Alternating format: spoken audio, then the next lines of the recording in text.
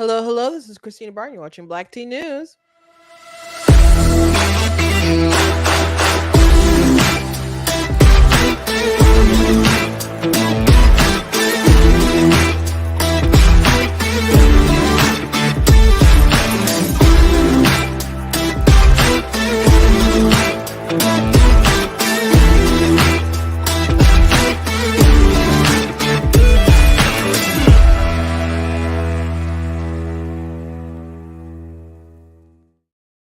Hello, hello. Welcome to Black Tea News. I'm your host, Christina Barton. Today we're going to be talking about this a snippet of this video of George Stephanopoulos on CNN talking about Donald Trump, and they mentioned the debate and what kind of question he would ask. And surprise, surprise, it's about the election. And they are obsessed with that, obsessed with this narrative that, Trump, oh, he's against the very country that he's running to be the president of, et cetera, et cetera. And no one's ever done what he's done. And I think we need to put some things back into perspective about how awful Democrats behaved when he was the incoming president, and how they are willing to alter basically every institution to get Donald Trump and remain in power. So we'll be talking about that in their comments. We will also be talking about Hunter Biden and how he was found guilty. I said I wasn't expecting it to happen, but he was totally guilty, though he was afforded the presumption of innocence. But there's quite a bit of evidence that he definitely was on drugs when he got that gun. So he definitely lied on the form. However, there are people out here today, and the obvious reason why folks would want him to be found guilty is which I'm sure the president really doesn't want his son to be found guilty, but now they're saying, oh well, this shows that Joe Biden supports the rule of law and is willing to do what's right, etc., etc. But we cannot forget that, one, this has been a thing that we've known for a while, and it's come up now. But it's been evident for a long time that he broke this gun charge. And I've been talking about it for a long time. Joe Biden goes out there and he talks about guns. And then his son has this thing where he totally broke the law, obviously. But they did try to give him a sweetheart deal before to make this thing basically go away and his tax stuff. And they focused on this gun stuff instead of the tax stuff, where the tax stuff can lead back to Joe Biden. And the gun stuff, it's, obviously he did it. People can go back to addiction. That's what Joe Biden's statement about this is. Like, people who've had children who suffered, they know what it's like. He didn't have a bad statement or whatever. But anyway, we'll talk about that.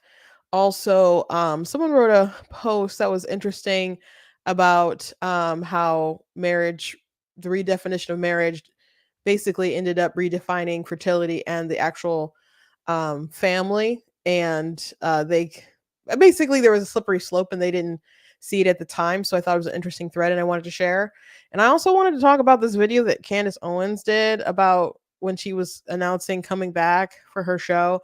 I did not watch the first episode when she, I don't know how much she explained about her being fired and stuff. And I'm not too eager to watch it. I might watch the episode, but her video announcement of coming back was kind of weird. So I just wanted to talk about it and show you guys. But anyway, before we jump into everything, I want to encourage you guys to go to blacktnews.com, check out different content on the website, articles, videos, etc. If you like what I do here, please consider leaving a donation on the website, because it does cost to stream and run my site and all the stuff, so you guys can support. I very much appreciate it if you can. And if you can't, I understand, buy inflation got you down, but thank you for sharing and watching, and all that stuff does really help. I also want to encourage you guys to check out different merch that's available on blacktnews.com, like this cool "I'm Not the Victim You're Looking For" shirt and other stuff. We got mugs and so on. So that's another way that you guys can support if you're looking for some good merch. You guys can also check out different books that I have written. All my stuff is available on Amazon, but there's a link in the description that should take you to my a page on Amazon with my books and stuff. But I write children's chapter books, young adult stuff. I've 16 published books and 2 nonfiction books, which one of my nonfiction books is, of course, God Is Blatantly Against Abortion. But yesterday I did release my book, The Dark Mermaid, which is a sequel to my book, I re- I released The Sea Witch, I'm sorry, which is a sequel to my book The Dark Mermaid. This is my author's copy. That's why there's this ugly gray strip. I hate that Amazon does that, but they do. So anyway, um, you if you get this book, it will not have this ugly gray strip across it. So anyway, go ahead and check that out. My youngest sister, by the way, I don't have a picture on me, but she made she makes those little teeny paintings.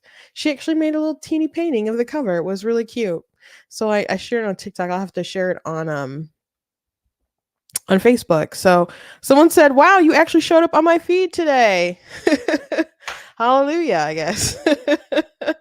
I'm pretty sure that none of you saw me on your feed on YouTube the other day.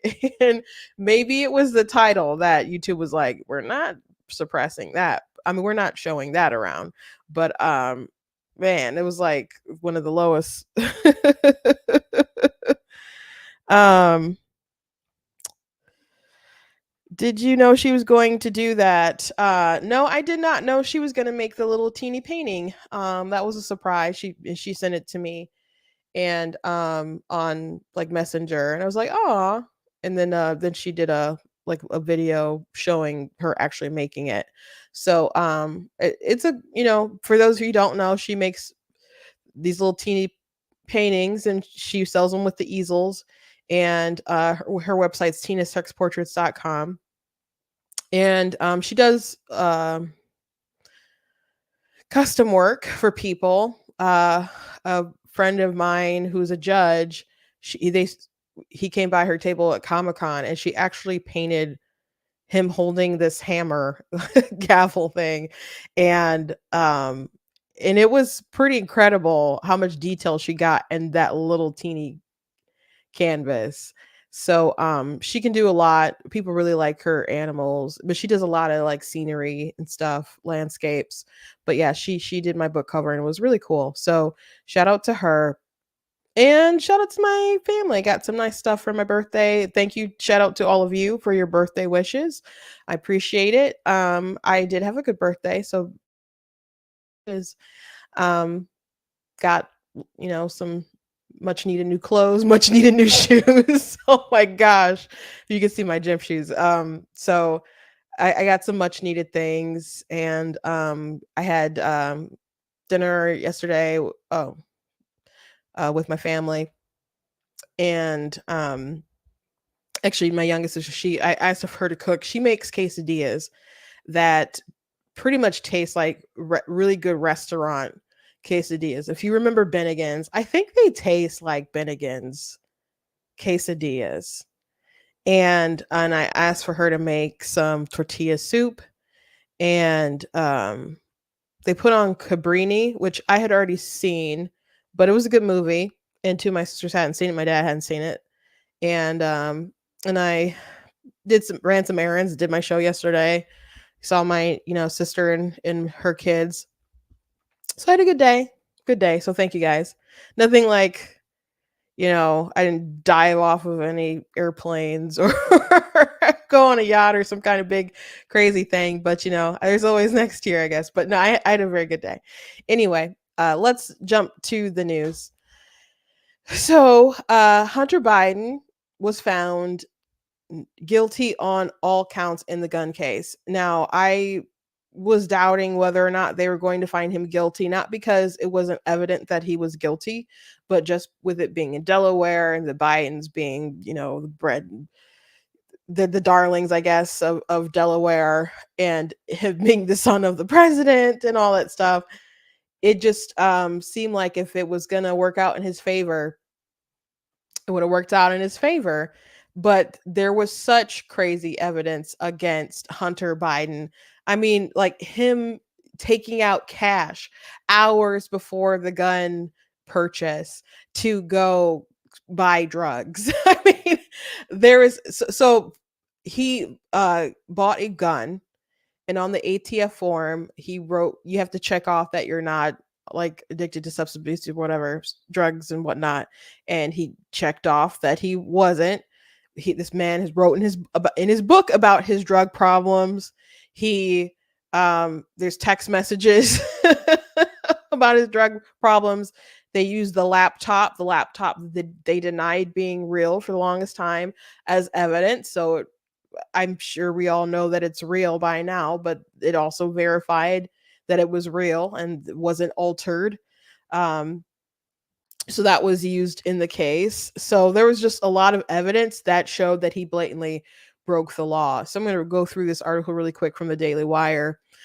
Hunter Biden, the son of President Joe Biden, was found guilty on all charges Tuesday in his federal gun trial in Delaware. Jurors convicted Hunter Biden, 54, on 3 felony counts of lying on paperwork for a revolver and owning the firearm while being a drug addict in 2018. The verdict, reached on the second day of jury deliberations, could land Hunter Biden in prison for up to 25 years and lead to fines as high as $750,000. So I don't know that.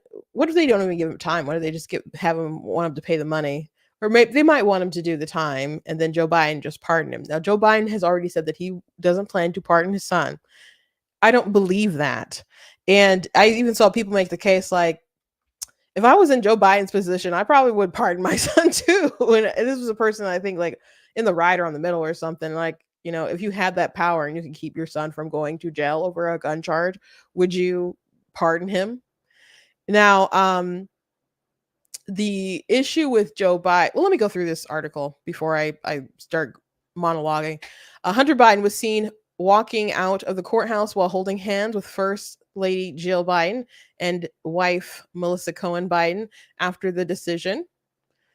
Sentencing is expected in about 4 months, according to CBS Evening News anchor Nora O'Donnell, who noted that it could happen around election time. Hunter Biden, who had pleaded not guilty to the charges, may appeal the decision. His father, President Biden, has already vowed not to pardon his son. No one believes that. The trial lasted a little more than a week. Witnesses included Hunter Biden's ex-wife, a former girlfriend, and the gun store clerk who sold him the revolver. His late brother, Beau Biden's wife, Haley Biden, testified about her public disposal of the revolver and being introduced to crack cocaine by Hunter Biden.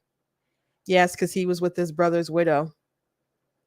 Defense lawyers argued there was no evidence of Hunter Biden abusing drugs at the time he applied for the revolver and owned the gun. That was obviously false. Text presented by prosecutors showed Hunter Biden telling Haley Biden that he was smoking crack and waiting on a dealer shortly after he bought the gun. The defense called Naomi Biden, Hunter Biden's daughter, to testify during the trial, but the defendant himself never took the stand.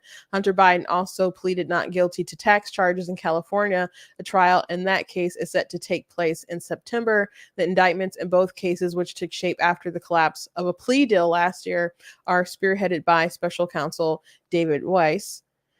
President Biden, who is running for a second term, released a statement after the verdict, repeating his pledge to accept the outcome. Jill and I will always be there for Hunter and the rest of our family with love and support. He added, nothing will ever change that. And there's a little bit more to his statement, but he was like, there's a lot of people who understand addiction, and he played that, but it was a fine statement from Biden or whatever. Now the reason why I don't think he's going to keep his word on the plea deals, why would he want, I mean, the pardoned son, why would he want his son to go to jail? If they're going to send him to jail, I would expect that Joe Biden would absolutely pardon his son. And he could do it if he loses and he's a lame duck and he's out the door. Why not pardon a slew of people, including his son, on the way out? And if he wins in November, what are you going to do if he pardons his son? It's within his power to do so. But it wouldn't be the craziest thing if he did it. Now there's this narrative that because Hunter was found guilty, and if you're logical and honest, there's no way to say this man wasn't on drugs. He was definitely on drugs at the time. They tried to get him out of it, though, with this sweetheart deal that the Biden DOJ set up. So people pretending that, I don't know, like Biden is, and his DOJ is just some kind of hard nose, we're going to go by the book, et cetera, et cetera. It's just not reality. They tried to do something different. They tried to get this down to like a misdemeanor. And so it would like fall off his record where he could go buy another gun, really. They wanted it to fall off his record, and they wanted to make the tax stuff go away. And the juicy tax stuff, they don't even want to really go after him on because it will lead back to Joe Biden. So they're willing to sacrifice Hunter a little bit in order to protect Joe. But Joe, of course, can follow up and pardon his son. There's a lot of really crazy, shady stuff within the Biden family. This gun thing is, you know, not a big deal compared to everything else. But the reason why I've harped on it and talked about it a lot is because Joe Biden is anti-Second Amendment in so many ways. And he says, oh, no amendment is absolute. And he's signed executive orders, and he wants to ban this and ban that. And one of you get really specific on what the assault rifle means and all that stuff. So he's a threat in that sense to our Second Amendment rights. Yet they want more laws on the books for guns, but they will not enforce the laws that people break. So there was this glaring example of his son who absolutely broke this law, and they had him dead to rights. How can you go through life being this big anti-gun advocate and wanting to make more laws when you will not prosecute people with the laws already on the books? And that's what people on the right say all the time. Some people will say we shouldn't be having really any restrictions at all anyway. But most people will say, why do we need more laws if you're not going to enforce the ones that are already on the books? That's the narrative. That's the repeated thing over and over again. And I've said it many times. So eventually, I don't know, the story got too hot. And they had to go after Hunter with this stuff and some of the tax stuff as it just got hotter and hotter and hotter in the news. But they did not try to do the right thing. They tried to make this all, just sweep under the table. And there was a judge that was like, wait a second, this doesn't make any sense. And it just kind of blew up. But if it was up to Biden and his DOJ, all this wouldn't happen. So as the narrative goes forth and you turn on CNN or MSNBC and they're like, oh, Biden's so rule of law, don't kid yourself. Don't kid yourself. That's not how it worked in the least bit. Not at all. There was something I tweeted today. Sonny Wright said, quick reminder that Joe Biden's Justice Department had to be stopped from allowing Hunter Biden to plea to a misdemeanor in exchange for immunity on all felonies, including those not even charged. So not even, but hoping to sweep the guns, not the tax stuff in there. Just ever so slick, ever so sly. So, but I'm glad that the jury did the right thing, because again, he was totally guilty there. But we'll see what happens. I think it's pretty obvious that Joe Biden will pardon him. Now, if all they're going to do is charge him money, I don't know if they'll go that far, but they need to make it seem like they're even-handed as they go after Trump, which isn't the case because Trump didn't. I'm not going to say he didn't do anything wrong, but I'm going to say he didn't do anything illegal. At least, especially not with the Bragg situation. Speaking of guns, Joe Biden, there's this clip going around of Joe Biden speaking for a minute, for 60 seconds here. And there's so many false claims within these few 60 seconds. So here we go. Are so damn important. We need you. We need you to overcome the unrelenting opposition of the gun lobby, gun manufacturers, so many politicians when they oppose common sense gun legislation. I used to be when I was no longer the vice president, I became a professor at the University of Pennsylvania. Before that, I taught a constitutional law class, and so I taught the Second Amendment. There's never been a time that says you can own anything you want. Never. You couldn't own a cannon during the Civil War. No, I'm serious. Think about it. How much have you heard this phrase? The blood of liberty. Wash your dough. Give me a break. No, I mean it. Seriously. And by the way, if they want to think to take on government if we get out of line, which they're talking again about, well, guess what? They need F-15s. They don't need. They're so I got both things there. So he claimed, which Greg Price retweeted this and pointed this out, but he claims that he was a professor at UPenn, which was never the case. He claims that he taught constitutional law class on the Second Amendment, which he never did.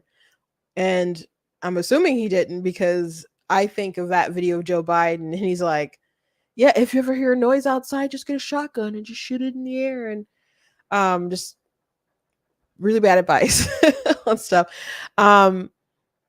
Says that you couldn't own a cannon when 2A was implemented, which you could. You absolutely could. Steven Crowder has some really good in his older archive of stuff about the Second Amendment and the sort of firearms that were available back at that time. And even different writings with the founding fathers, like, yeah, we wrote the Second Amendment so you'd be able to use your cannons to defend yourself from like pirates and all that stuff. Yeah, absolutely. Go ahead. You don't need to ask. Is why you wrote the Second Amendment. So he's wrong about the cannon thing. And he said he messed up the phrase, the tree of liberty is watered with the blood of patriots. And he doesn't mention this, but as it was cutting off, he mentioned that people want their guns in order to fight against the government, but he says you're going to need F-15s. Now, why would you think that would make a stronger case for why people should have less guns? Saying that we are so disproportionate as far as our power dynamics with the government that we're supposed to be, something that our government fears, I would say. And we have to be ready in case something happens. And you do need to maybe overthrow a tyrannical government. The fact that they have F-15s and what you're upset that we have, AR-15s. It sounds like you really don't have to take our guns.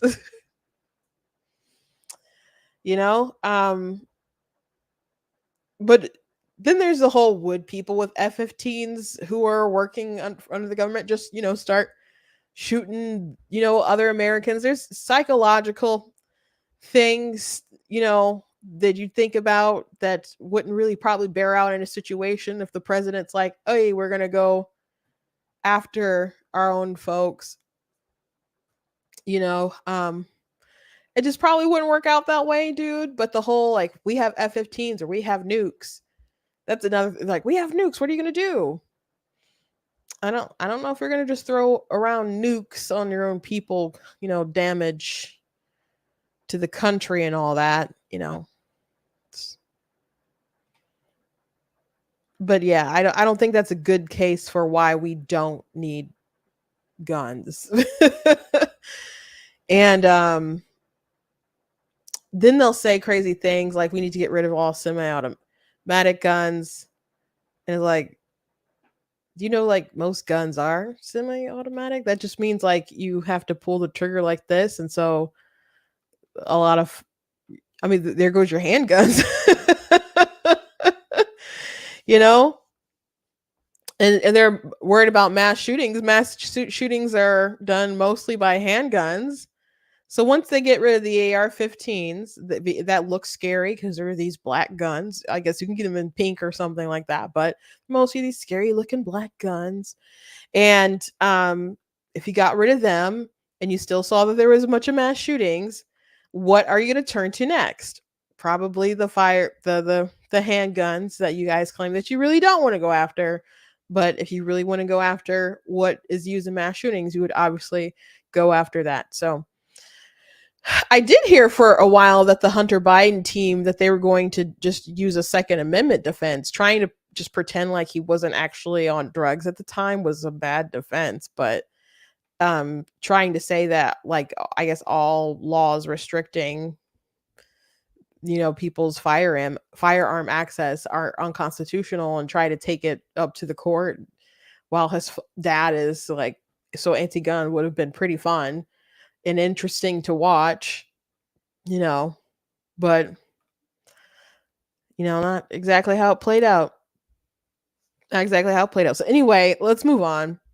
There's this video from um interview with George Stephanopoulos, who is a political operative, who obviously is a journalist now, or called one anyway. And the discussion of the debates came up. And this clip is about almost 7 minutes long that Abby D. Phillip posted. And she's with CNN. George is with ABC. And so I'm going to play like the beginning, and then I'm going to skip a bit ahead till we get to the debate question. But these people are pretty unbelievable how absolutely biased they are. And my concern and a lot of people's concerns with Trump just being like, oh, yep, let's debate, let's do it. Anytime, which, after you say any place, anytime, anywhere, people will take advantage of any time, any place, anywhere once you lay out those ground rules. And so Biden wanted CNN or ABC or whatever. He doesn't want Fox News to do it. He wants those folks to do it. And someplace that he's probably comfortable that they're going to ask really biased questions. And what can you do if you're Trump? The journalists out here are saying you're a threat to democracy, and if you just flame out, that's obviously good for Biden, and they're going to give him probably all the help that he needs to get by. But they blatantly obviously don't like Trump. So here we go. Have you ever seen, I mean, in your research and your time in government, anyone run for office really running against the very government that they are supposed to be overseeing? Absolutely unprecedented, Abby. Absolutely unprecedented. We have never had a former president or a presidential candidate who refuses to accept the peaceful transfer of power, who refuses to say that he will abide by the Constitution, who's been indicted and impeached for trying to block the peaceful transfer of power. That is something that is absolutely fundamental to our democracy. It's one of the things. Okay, so starting off on this point, I wrote an article on my website. You guys should check it out. I'm gonna do like a video on it sometime from now, but at least read the article for the meantime. But I will briefly talk about it. This idea that they're saying, like the peaceful transition of power, that's the thing. It's sacred, and Donald Trump screwed it up, and that's unprecedented. We impeached him for breaking this, and it'd be so terrible. So, Donald Trump, he did leave the White House. You didn't have to like have the military drag him out of there. When he was constitutionally mandated to go, he did leave. So you can say this and that, whatever bravado. The man did go. Correct? He did. January 6th happened. Riot, awful, terrible that day. He was looking into a political theory, legal theory. There is some precedent for like electors and other stuff. I thought I didn't like it. People will defend it up and down. Wasn't a fan, and there was a lot of people who told him that's apparently behind closed doors, which a lot of stuff came out January 6th meetings and whatever, that advised him differently, but he did what he did. But he did leave. Okay. But this idea that Trump is just the only person who's so dangerous to democracy is silly. It's silly. So we can talk about the peaceful transition of power. And peaceful, you could say, because there was no kind of uprising, at least by this person. by Biden or Obama or whoever. You know, I was at the Trump inauguration, pretty cool day. And there was violence, people smashing in windows. There was a limousine that was set on fire. When I was outside of the ball, people were attacking women, and there were protests. I got there pretty early. I told my sisters we need to leave early because I don't know how long the line's gonna be. And it wasn't really the line that was so crazy, but I was just glad to be there early. But there was a crowd. Apparently protesters came in later, I guess, while we were already inside. And when we came out, there are protesters as well. So this idea that people were only protesting, or were only Republicans were the sore losers, or mad about the transition of power, it's just not true. I remember, I lived through it. So Democrats have been denying elections for a long time, have been upset with the results for a long time. But when Trump was going through his election and was winning and won, you had the former administration that decided to undermine the incoming administration. And then they later basically reinstalled itself. Of course, Obama is not in office, but his vice president is in office. Many of the same staffers in the Obama administration are back at the White House. So they spied on Trump's campaign. Did they not? They set up Michael Flynn. Even though they knew like his meeting with like a Russian diplomat was, according to Comey, seemed legit. Joe Biden suggested using the Logan Act on him. They were informed that Hillary Clinton, who used to be in the Obama administration, but wasn't there at the time, but she was his opponent. She had her issues with her emails. Okay. So she approved a plan, apparently, for the whole Russia collusion, Trump, Russia puppet, etc. And Obama and Biden and other officials were briefed about it by John Brennan, who was the head of the CIA. And they were briefed in, I believe, August. August is before November. So they knew that Hillary had this crazy plan and this crazy narrative. And after the election, they continued this narrative, and they'll say, oh, well, Hillary Clinton, she conceded. And Bill Maher said that. And I saw some snippets of Don Lemon saying that, like, she conceded. Okay, she conceded, sure, which I'm told that Obama told her she had to, but she conceded, and not that night, because we were mad because I was at the office, the Republican Party office. We were all waiting, we were all really excited, and then she wouldn't come out, and it was really frustrating because the media will go up to Trump. Will you accept the results of the election? Will you accept the results of the election? And they asked Trump that on a debate stage. I think maybe it was the second one. And it was whenever she was wearing that white pantsuit. And Dana Bash from CNN was on Clinton's plane, and she asked, will you accept the results of election? And she just kind of laughed. It was absolutely horrifying what Donald Trump did on the stage. And I'm just like, wait a second. You did not answer this woman's question. And I really know this because at least really remember this because I put it in a video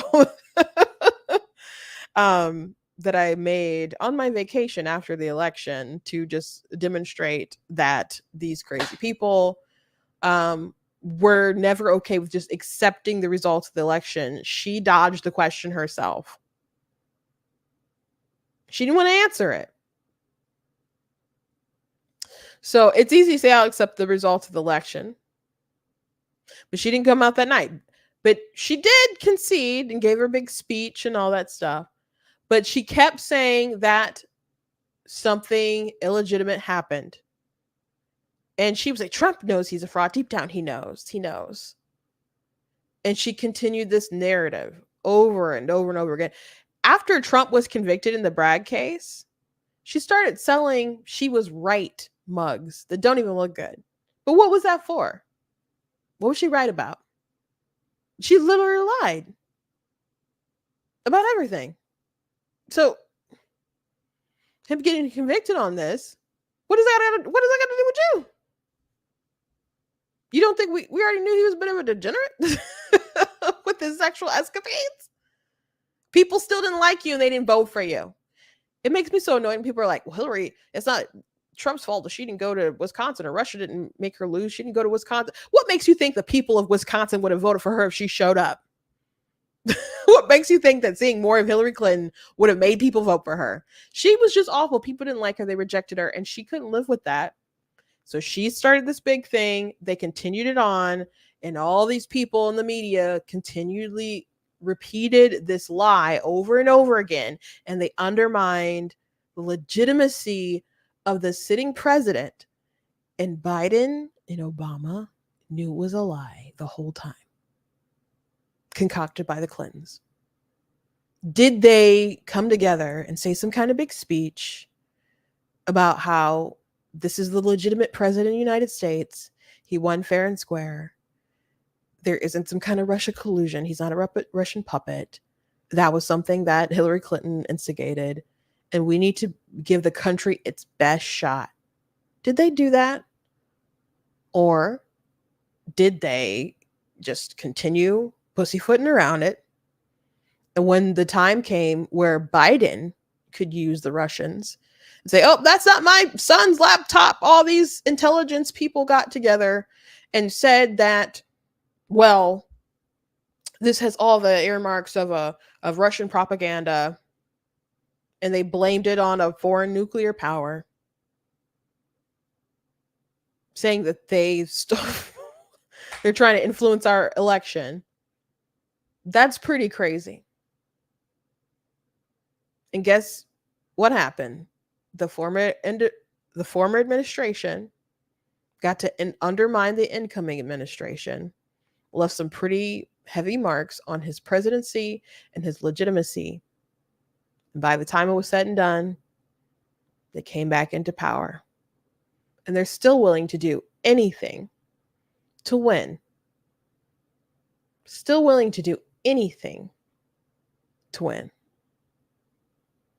So their whole little narrative is silly.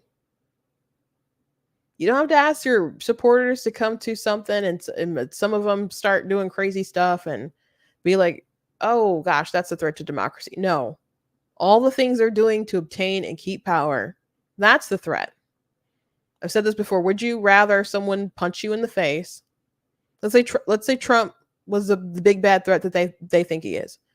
He's just punching Lady Liberty in the face. Joe Biden is sneaking behind her and severing her spine. Who's the bigger threat? Who's the bigger threat? Well, these people are clowns. They're absolute clowns.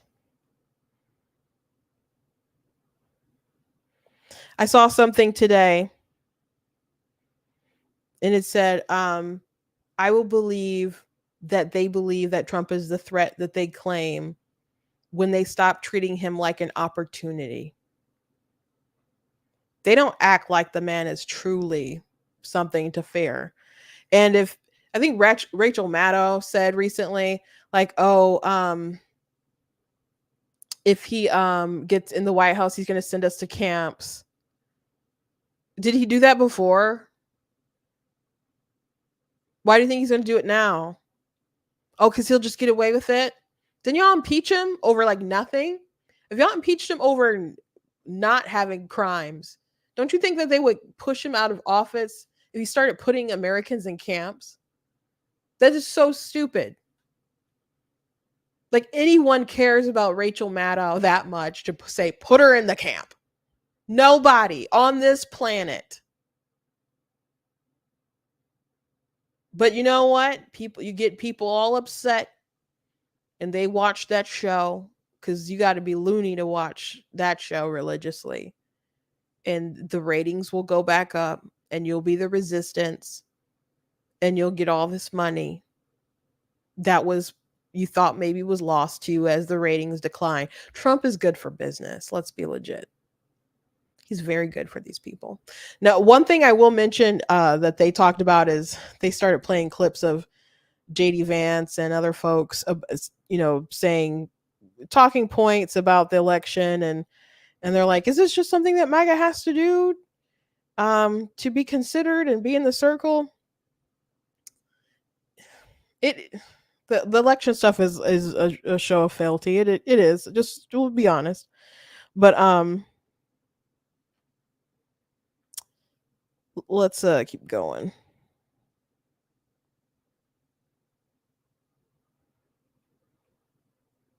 Oh, I got a little load thing issue going on. Let me refresh this page.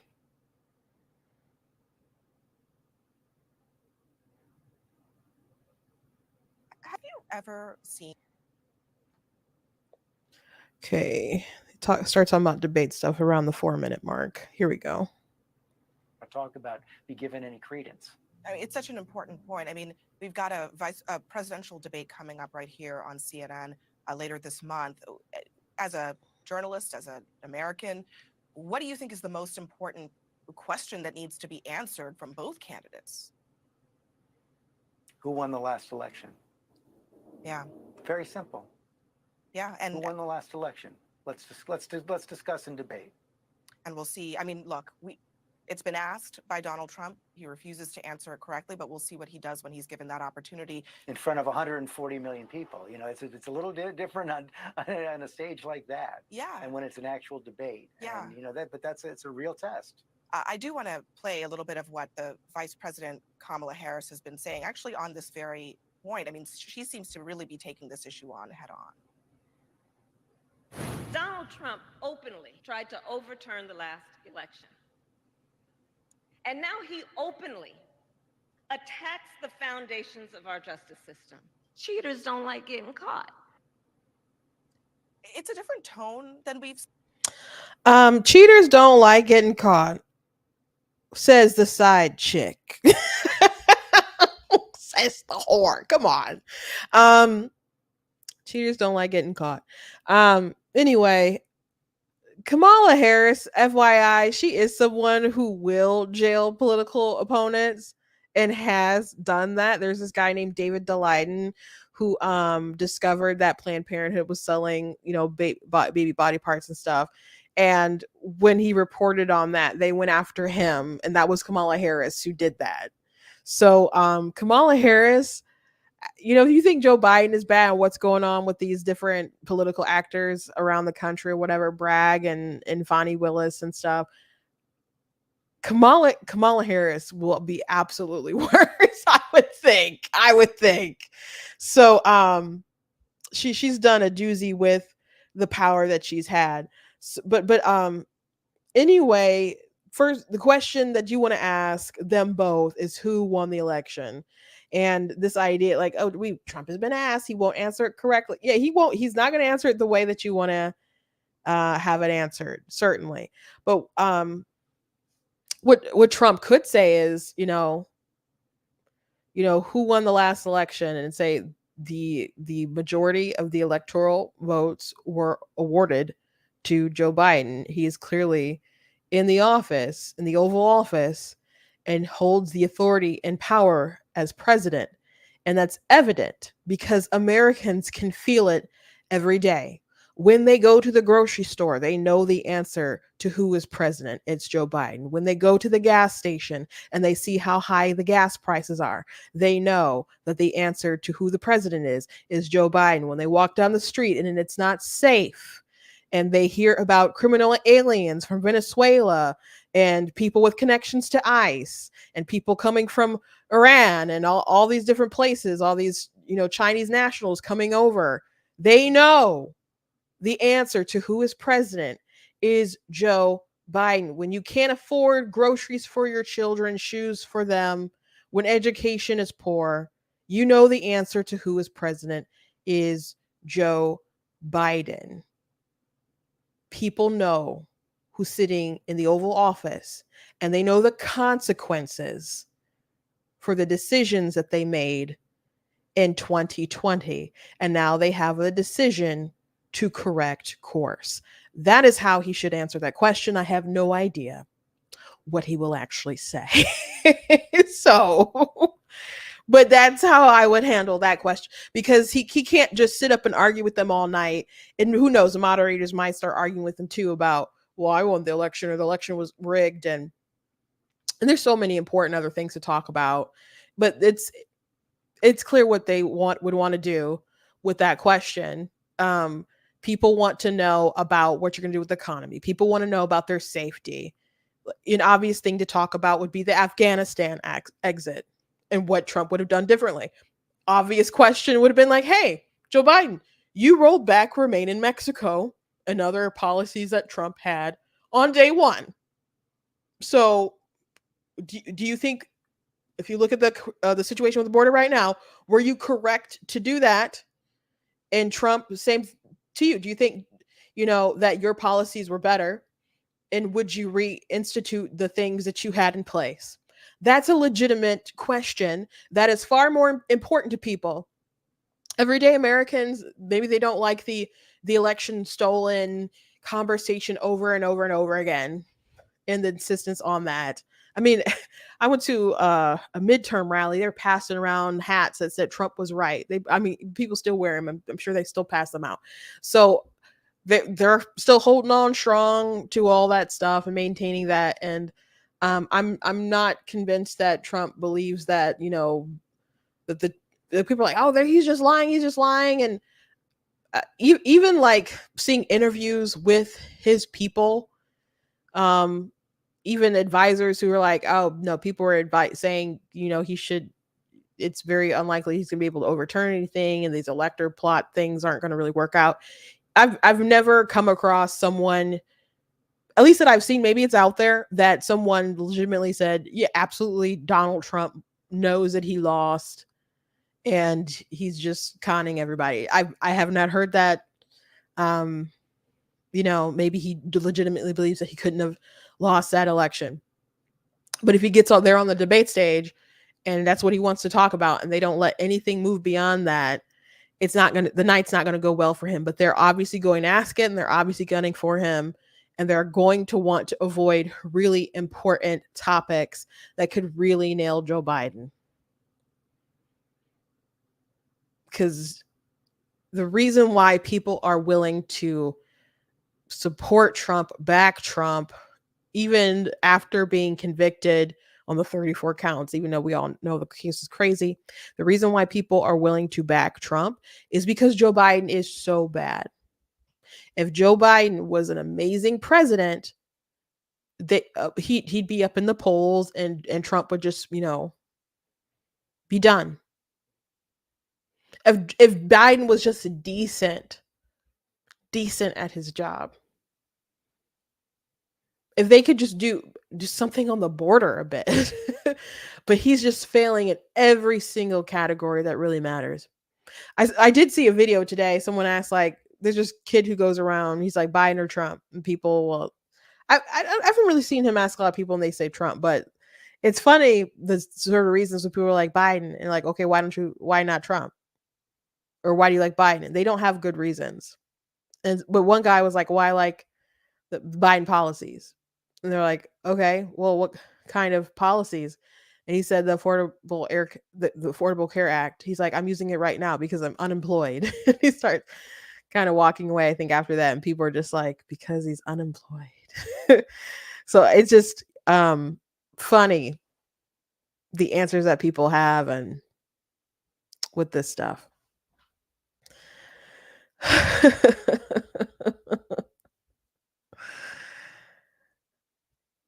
But I'd be concerned if George Stephanopoulos was going to be handling my debate. I'd also be concerned if Abby here was handling my debate. But Trump, he already agreed to the terms. They're only going to use people from CNN and ABC, and they're not going to use the usual debate committee. And he's just got to be ready for whatever they throw at him. He's just got to be ready because he helped to create that situation where he's definitely going to be at a disadvantage. So he cannot go in just super super hot like the first debate. The first debate that he had with Joe Biden did not go well. I don't care what he says or what anyone says. And Trump started, to not do well in the polls after that. And there were people who, after that debate, who were just like, because he said that comment like "stand back and stand by" or something when they're talking about the Proud Boys or whatever. And people are like, "What the heck did that mean?" And there are people who were Republican that I knew. They're like, "What does that mean?" They're just so flabbergasted. He just did awful in that debate. So he's capable. He is capable of doing a good job, because those last two debates with Hillary Clinton, he did really good. There was one, the second one, he was just a killer, and the third one, he was refined enough. The first debate, though, he had with her, it was good like the first 15 minutes, and then he just tanked. And they obviously had different hits that that they planned on dropping different news stories about at the very end with some former beauty queen or whatever.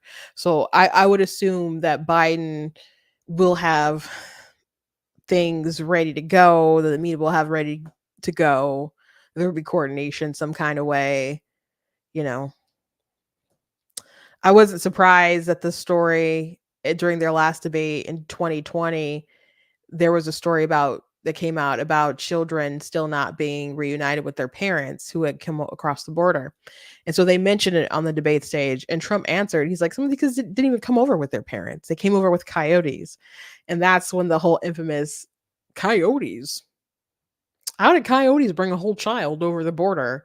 And there were so many people, a disturbing amount of people on the internet, including elected officials and influencers, etc., who believe that Trump literally thought that an animal like Wile E. Coyote or something was bringing children over the border and didn't know that coyotes is just the name of the traffickers, is what you call the traffickers.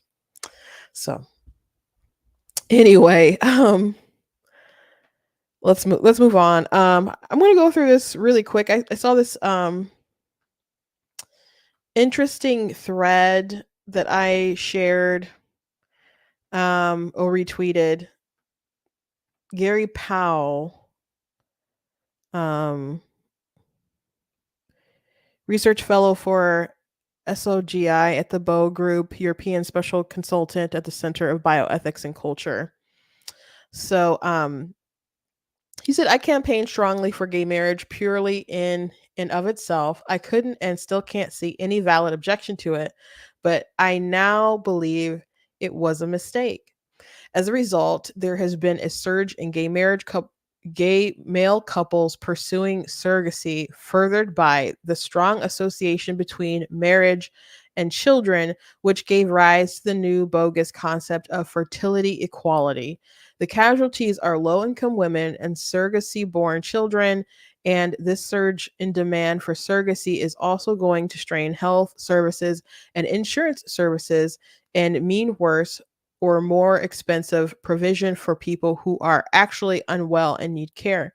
It also feels to me that the legislation of gay marriage was the portal and harbinger of the hijacking of gay rights movement by gender ideology. There was a what's next movement among gay charities looking to protect their income stream and immature activists whose identity depends on maintaining their entrenched perpetual victim status.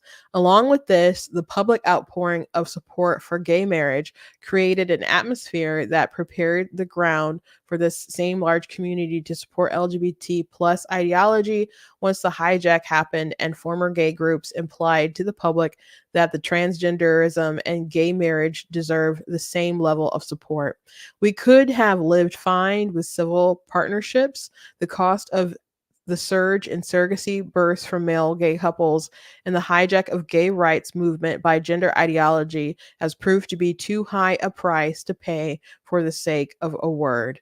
The curse of unintended consequences. So I think that is true and correct. And I've talked about this, recently quite a bit. But Katie Faust said Gary is correct and brave. Redefining marriage, predictably redefined parenthood. Big fertility was at the ready to deliver custom ordered mother and fatherless children as an extension of this new civil right. And there is a case in New York where there's two gay men who are suing because they want the state to cover their, their fertility, with the surrogacy and, renting out the womb and IVF and whatnot. And the reason why they feel entitled to it is because the state covers when a, couple who are male and female need that stuff covered. But if a woman has fertility issues, then obviously something is wrong with her body. Two men being able to not reproduce is just the way that, if you don't want to say God designed it, we'll say evolution, right? Dear old Darwin and his theories and whatnot. So why should you get privilege to fix something that isn't broken and that requires payment for someone else's to rent someone else's body so you can create someone and sell kids and like and do transactions and whatnot? It's just a crazy world that we're living in.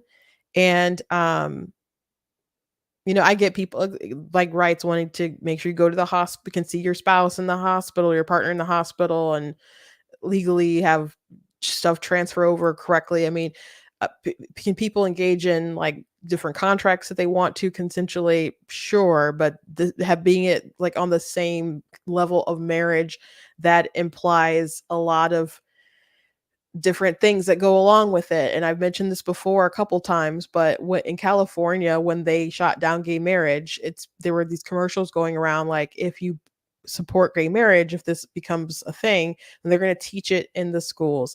And the gay lobby was like, that's not true, which they are obviously lying. But the law already said like families, they learn about different families. And so if you complain today about Blue's Clues, for example, having a pride parade with all these different families and a drag queen leading the pride parade, they say what's wrong with learning about all these different families and what's wrong with learning about all the stuff, people may have come from these diverse groups. And first of all, you can teach your kid how to respect people in different situations without having Blue's Clues spell it out so specifically to you. Blue's Clues has never done an episode about how you treat the Pentecostal Black people in your school, but I'm pretty sure that you could still have a conversation with me, just and be like a normal human being without Blue or Big Comfy Couch or Sesame Street telling you very specifically how to deal with me as an individual. Like there's different core things that you can just take and understand. Just, I always say this, just pop in Land Before Time. Okay, that's all you need. Just pop in Land Before Time and your kids will get it. That you can be cordial and respectful to people despite their differences. But this evolution to get to this point of we are now engineering, not adopting, but engineering children to have motherless lives or fatherless lives. We've really gone too far. And if you say, well, one of them is their parent, not even all the time are both people their parents. Or one of them, rather. That's not even the case all the time. But you have to explain to me why you think a mother is so irrelevant that it is a good thing that you purposely design a life without her. Or a father is so meaningless that it is good to purposely design a life without him. I was so mad when the Rugrats, on Paramount, I don't even know if they're still doing the new Rugrats show, but they're like 3D or whatever, but they put them on Paramount Plus, and they decided to make the mom who was like a tomboy or whatever, gay. And her husband was named Howard. And one article that I read, they're like, Howard who? I'm like, what do you mean Howard who? That's the father of those twins. Like, how dare you minimize him? And he was loving to her, and they were an odd couple. But there are couples, people are like, no, it just makes sense. It always made sense that she was gay. Or there's just couples that don't look like you, that don't have the same kind of social function as you, where maybe the woman is kind of hyper masculine and the man is maybe effeminate, but they work. Okay, it happens. They're different, but just to be like, he doesn't matter. Let's make her a single mom who's dating other women. You already had a single person in their clique. It was Chucky's dad, and then he got married. But they just had to take away this stable family and pretend like the dad doesn't matter. I'm not okay with that. I'm not okay with teaching kids that either. Sorry. I don't, if it hurts your feelings and I offended someone on the Alphabet Mafia, moms and dads are important. I'm sorry. Genetically, we don't exist without them. We are entitled to them. I'm sorry. Last thing I want to mention before I let you go, because I did already mention it, is that Candace Owens brought her show back, and I have not watched her show. I don't normally watch her show. I've watched some things in her show or a couple episodes, but I am a little curious about her first episode. She does talk about her getting fired. There's certainly things that she can't talk about, but she did release this meme sort of announcement video where she apparently kicks Andrew Clavin into a pit like on the 300 movie. And whoever edited this, there's sometimes when people do these videos and they replace their heads and other stuff and have different expressions as the heads are moving. This person just put names over on top of the characters. So she I don't know who's on her team, and maybe they didn't have a lot of time, or maybe they just didn't have the talent. But she's got a lot of money. She could have definitely hired someone with the talent and time to make this interesting. But it's not. So I'm just gonna play this. All the God King Xerxes requires is this: a simple offering of earth and water, a token of Sparta's submission. Submission. Now that's a bit of a problem.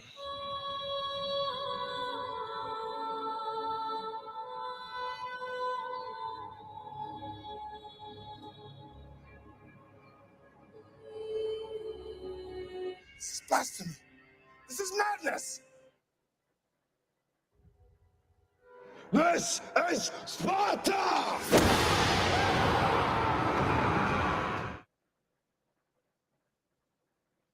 And I don't like this either. I don't like this either. This photo of her and her hair like that or whatever. I just not a fan of what's going on with this marketing, but I do think it's a little funny that, because obviously Jeremy Boring does call himself the God King, so I would assume maybe that's where the idea kind of came in there. But Andrew Clavin, FYI, for people, he does believe that Christ is king. He is a Christian. He does believe that there is a weaponization of it with Candace Owens and other folks, and there's reason for that. I wrote an article about it. It's pretty lengthy. I would recommend you guys check it out and go read it. But Satan-based moms and the whole entire conservative movement, everyone on one accord to come, push Andrew Clavin into the pit. I don't think so, because Candace Owens did listen to the live that was hosted by Lauren Shin, and they had Nick Fuentes on there, and Nick Fuentes admitted that when you hear Christ is king at some kind of event, he assumed that everyone knew that it's Groypers, his folks, that are chanting it and using it as like their political battle cry. And so they're not really doing it to glorify God. They're using it for political purposes to achieve whatever ends. And so he believes that everyone knows, and he's, taken this phrase, and other people have taken this phrase. And I'm not saying that he should necessarily win with the phrase or whatever, but she commented about that live and listened to it. I know she listened to the whole thing.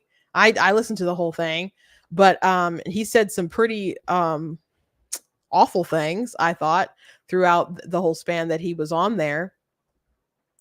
And I mean, he would say like, I like Hitler, and there's like, not on the call, but at events, and then his dudes would cheer in with the Christ is King or whatever. That's their cry. So she's aware of this. So to kind of continue this, to beef with Andrew Klavan, is strange to me. And it's also strange because she's also putting it on, she's slinging merch. I mean, everybody slings merch, I guess, but this is not good merch, by the way. So she came out with a like a Stanley cup, but it's a Candace cup. But she used this strange image that I don't think I have a close up of the image available to show you guys, but it kind of looks like a fetus, kind of with like, I don't know, an alien bursting from its belly. I really do want to thank Andrew Klavan for the inspiration to launch the Standis cups. So many things you can do. It withstands us any temperature. If you have a disagreement with somebody and you want them to understand you, these cups are going to be absolutely amazing. Not to be confused with Stanley cups. Those are basic. Those are backwards. Those are wrong. Head to clubcandace.com. Support. I really do want to thank Andrew. So she's got these Standis cups and stuff. So let me see if I can find a tweet really quickly, because one of the Libs of TikTok people was talking about it, and they're like, it took them forever to realize what it was. And it's like, it's not a fetus, it's like a cutout of part of her head and then some of her hair. And it just doesn't look great. And so they're like, I can do some social media for you or something, for a good cost. Because it doesn't look great. But I think it also had like Christ is King on there. Yeah, it's like Christ is King Standis cups. So it's continuing to this, battle cry, and also, a merch grift situation. Oh, and actually,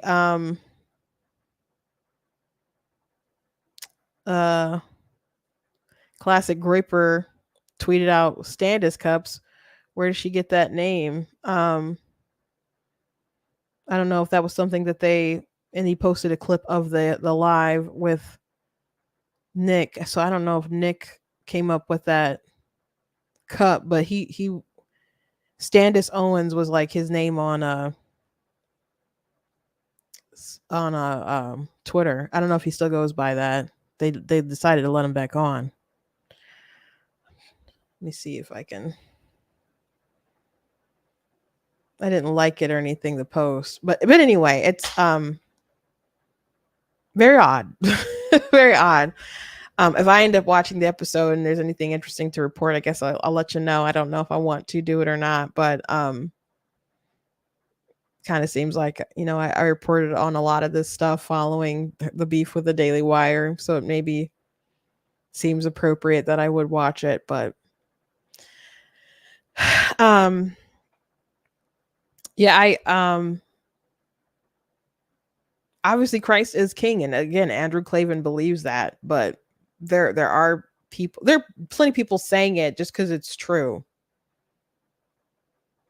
But there are people saying it as like a political sort of advantage and battle cry for for an advancing of their agendas, and part of that advancing agenda is to be anti-Jew. It just it just is true, and not just because they don't believe the same things as they do religiously, but they have, there's all these different conspiracies surrounding it. So anyway, I wrote an article on the weaponization of Christ is King, and I recommend that you check it out. Here's another person saying they haven't seen me in a long time. I stream every day, but I know they don't let you guys watch me. They don't want you to see me. But thank you for I guess seeing me today. Anyway, thank you guys for joining me today. I encourage you guys go to blacktnews.com/donate. It does cost to stream and run my website out. So if you guys can support, I appreciate it. Appreciate you guys. Also, you guys can check out the article that I mentioned, like the weaponization of the crisis king, the article that I wrote about Joe Biden being in the progressive left being the true threat to the country, and I think that's pretty evident. You guys can also check out different merch that's available at the store as well. So go ahead and check that stuff out. And yesterday I did release a new book. It's one of my fiction books, and it's the Sea Witch. I was about to say the Dark Mermaid. It's the sequel to the Dark Mermaid. So if you guys are interested in any of that stuff, in the description, if you're watching on YouTube or Facebook, there is a link that should take you to Amazon where you'll be able to see my stuff. Thank you guys so much. And again, thank you so much for the birthday wishes. I did have a nice birthday. So and thank you guys for just being part of my journey and taking the time to, listen to me as I give my opinions. There's a lot of people who obviously do. So I don't take it lightly that, you choose to spend your time with me every day. So thank you. And I'll see you guys tomorrow.